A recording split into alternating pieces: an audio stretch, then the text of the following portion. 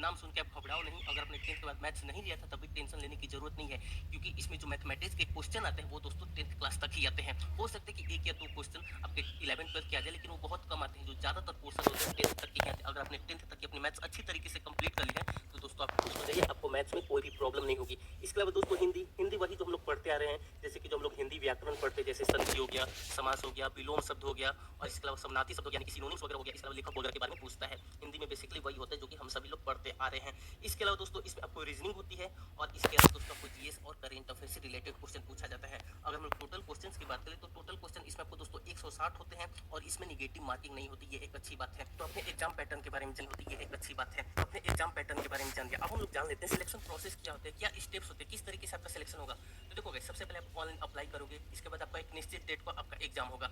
उस एग्जाम में जो भी कैंडिडेट मतलब कि क्वालिफाई करेंगे जितना होगा, तो देखो गाइस, सबसे पहले आप ऑनलाइन अप्लाई करोगे, उसके बाद आपका एक निश्चित डेट पर आप जान लिया। अब हम लोग जान लेते हैं सिलेक्शन प्रोसेस क्या होता है, क्या स्टेप्स होते हैं, किस तरीके से आपका सिलेक्शन होगा। तो देखो गाइस, सबसे पहले आप ऑनलाइन अप्लाई करोगे, इसके बाद आपका एक निश्चित डेट पर आपका एग्जाम होगा। उस एग्जाम में जो भी कैंडिडेट मतलब कि क्वालिफाई करेंगे, जिनका भी मेरिट लिस्ट में नाम होगा, उनको बुलाया जाएगा रनिंग के लिए। आप रनिंग करोगे और वहीं पे आपका डॉक्यूमेंट्स वेरिफिकेशन भी हो जाएगा। अगर आप ये दोनों चीज क्लियर कर लेते हो, यानी कि आपकी रनिंग क्वालिफाई हो जाती है, इसके बाद एक फाइनल मेरिट लिस्ट बनेगी। उस मेरिट लिस्ट में जिसका भी नाम होगा उसको फिर से बुलाया जाएगा, और उनका दोस्तों मेडिकल होगा। मेडिकल में बेसिकली आपका देखा जाता है कि आपकी विजन वगैरह चेक की जाती है, आपके फ्लैट फुट चेक किए जाते हैं, आपकी नीज वगैरह चेक की जाती है, यानी कि घुटने वगैरह चेक किए जाते हैं। अगर सब कुछ सही रहा तो दोस्तों आपका सिलेक्शन हो जाता है। लेकिन कभी कभी ऐसा होता है कि आपको मेडिकल में आप क्वालिफाई नहीं कर पाते। इसके दो रीजन होते हैं, एक परमानेंट रीजन होते हैं जो कि ठीक नहीं हो सकता, जैसे कि विजन वगैरह है या फिर कलर ब्लाइंडनेस है, तो ये तो ठीक नहीं हो सकता, तो आप वहीं से डिस्क्वालीफाई हो जाते हो। लेकिन कुछ कुछ रीजन होते हैं जैसे फ्लैट फुट वगैरह है, या फिर और भी कुछ रीजन हो सकते हैं जो कि ठीक हो सकते हैं, तो दोस्तों उसके लिए 3 महीने या फिर 6 महीने का समय आपको दिया जा सकता है। उतने समय के बाद फिर से आपका मेडिकल टेस्ट होगा, उसके बाद अगर आप उसमें क्वालिफाई कर जाते हैं तो आप आगे की ओर बढ़ जाएंगे। मेडिकल टेस्ट वगैरह होने के बाद दोस्तों अगर सब कुछ सही रहा तो उसके बाद आपको ट्रेनिंग पर भेज दिया जाता है। अब हम लोग बात कर लेते हैं फिजिकल रिक्वायरमेंट की। कहने का मतलब है कि क्या हाइट होनी चाहिए, क्या चेस्ट होनी चाहिए, रनिंग वगैरह के बारे में हम लोग बात कर लेते हैं। लेकिन दोस्तों उससे पहले आपसे छोटी सी रिक्वेस्ट है कि आप इस वीडियो को अभी तक देख रहे हैं तो वीडियो को लाइक करके चैनल जरूर से सब्सक्राइब कर लीजिए। तो चलिए हम लोग बात कर लेते हैं क्या हाइट होनी चाहिए, चेस्ट होनी चाहिए, रनिंग वगैरह के बारे में। तो देखो गाइस, अगर आप मेल कैंडिडेट हैं और अगर आप जनरल ओबीसी और एससी कैटेगरी से बिलोंग करते हैं तो जो आपकी हाइट है 168 सेंटीमीटर होनी चाहिए।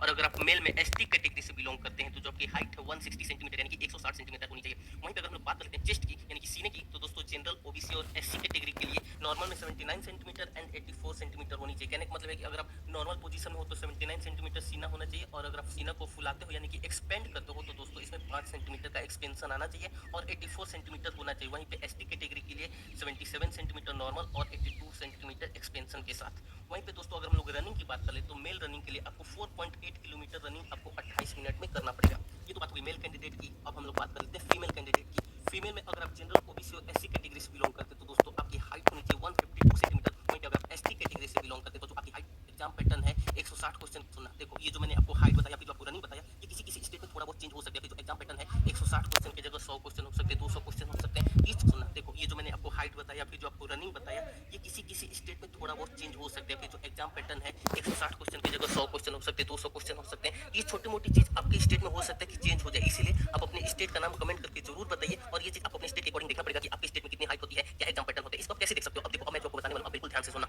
अब जिस भी स्टेट के हैं उसका दोस्तों प्रीवियस ईयर पेपर डाउनलोड कर लीजिए, आप देख पाओगे क्या एग्जाम पैटर्न होता है, कितने क्वेश्चन आते हैं, और आपको नोटिफिकेशन में पूरी डिटेल मिल जाएगी क्या हाइट होनी चाहिए, क्या आपकी चेस्ट होनी चाहिए। क्योंकि कई बार कुछ स्टेट्स में होता है कि आपको रनिंग के अलावा हाई जंप और लॉन्ग जंप भी होता है, तो ये चीज आप ध्यान में रख सकते हैं। अब सबसे इंपॉर्टेंट बात किस तरीके से तैयारी करें, क्योंकि दोस्तों सबसे इंपॉर्टेंट है तो देखो आपको अपनी रनिंग के लिए कहने का मतलब फिजिकल के लिए तो तैयारी करनी ही पड़ेगी, इसके अलावा दोस्तों आपको रिटन एग्जाम की भी तैयारी करनी पड़ेगी।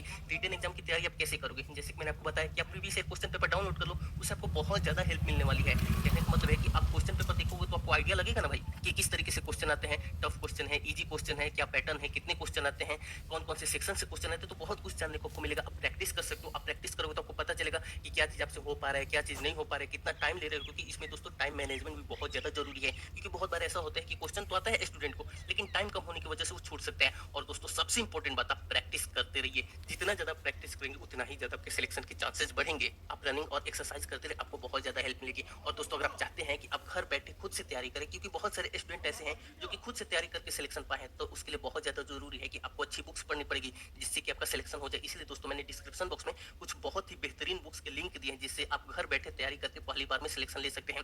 आप लिंक पे जाके आप बुक्स देख सकते हैं, कितने की है आप वो भी देख सकते हैं। शुरू कर दें कि पहले ही अटेम्प्ट में हमारे सारे एग्जाम क्लियर होना शुरू हो जाए। यहाँ पर 3 बंदे आपको दिख रहे हैं। पहला बंदा कह रहा है कि मैं भाई 10th के बाद से ही तैयारी अपनी शुरू कर दूंगा। दूसरा बंदा कह रहा है कि भाई मैं तो इंटर कंप्लीट करूंगा तब तैयारी शुरू करूंगा। और तीसरा बंदा है बहुत आराम से शुरू करेगा, जब ग्रेजुएशन इसका कंप्लीट हो जाएगा तब कंपटीशन उतरेगा। अब तीनों बंदों में कौन सा बंदा सही है और आप इस स्टेज पे भी होंगे, कुछ इस स्टेज पे भी होंगे और कुछ इस स्टेज पे भी होंगे, और कुछ इस स्टेज पे होने के बाद भी पढ़ाई नहीं शुरू कर रहे होंगे। वो इस स्टेज का आने का सोच रहे होंगे कि मैं जब ग्रेजुएशन कर लूंगा तो तैयारी शुरू करूंगा। मन में सारे सवाल उठ रहे हैं कि क्या सही है। तो मैं यहाँ पर आपको ये पहला सवाल क्लियर पोजीशन में आने की, इंटर के बाद, ठीक है, ये 12 के बाद कैसे तैयारी शुरू करना है, तो यहाँ पर मैं भी अटकते हैं। इंटर पास करने के बाद बहुत से बच्चे ग्रेजुएशन का फॉर्म तो डाल देते हैं, ग्रेजुएशन करना शुरू कर देते हैं, लेकिन कुछ बच्चे कंप्यूटर कोर्स की तरफ भाग जाते हैं, टाइम वेस्ट। कुछ बच्चे टाइपिंग की ओर जाते हैं, टाइम वेस्ट। करो कुछ बच्चे, अभी मैं इस वीडियो में बस ये बता रहा हूँ कि आपको ना कंप्यूटर वाले मैं एग्जाम बताऊंगा, ना ही टाइपिंग वाले, ना ही शॉर्टकट वाले। आपको बस इतना बताऊंगा कि इंटर आपने पास कर लिया है तो आप एसएससी, रेलवे, पुलिस को कैसे फोड़ सकते हो फर्स्ट अटेम्प्ट में।